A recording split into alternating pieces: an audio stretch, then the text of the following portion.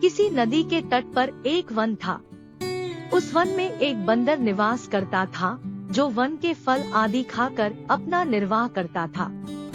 नदी में एक टापू भी था और टापू और तट के बीच में एक बड़ी सी चट्टान भी थी।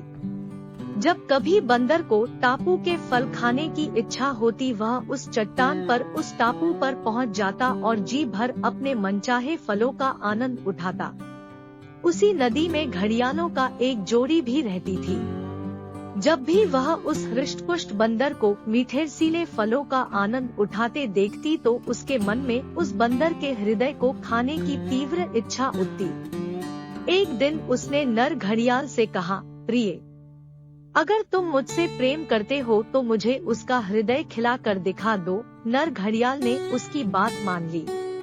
दूसरे दिन बंदर जैसे ही टापू पर पहुंचा, नर घड़ियाल टापू और तट के बीच के चट्टान के निचले हिस्से पर चिपक गया। वह बंदर एक बुद्धिमान प्राणी था। शाम के समय जब वह लौटने लगा और तट और टापू के बीच के चट्टान को देखा, तो उसे चट्टान की आकृति में कुछ परिवर्तन दिखाई पड़ा। उसने तत्काल समझ लिया कि जरूर कुछ गड़बड़ी है। तथ्य का पता लगाने के लिए उसने चट्टान को नमस्कार करते हुए कहा, हे चट्टान मित्र, आज तुम शांत कैसे हो?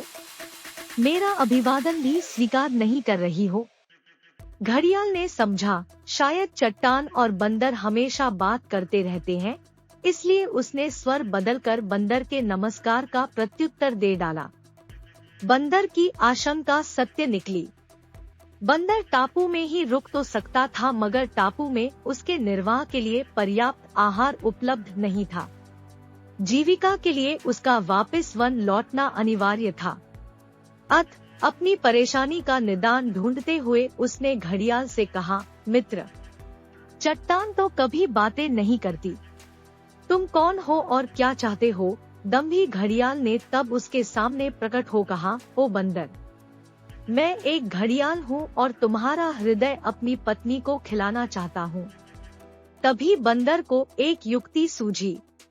उसने कहा, हे घड़ियाल, बस इतनी सी बात है तो तुम तत्काल अपनी मुख खोल दो, मैं सहर्ष ही अपने नश्वर शरीर को तुम्हें अर्पित करता हूँ। बंदर ने ऐसा इसलिए कहा कि वह जानता था कि जब घड़ियाल मुख खोलते हैं तो उनकी आंखें बंद हो जाती है।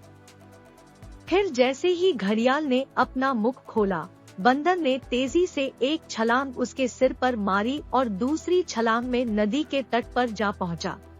इस प्रकार अपनी सूझबूझ और बुद्धिमानी से बंदर ने अपने प्राण बचा लिए।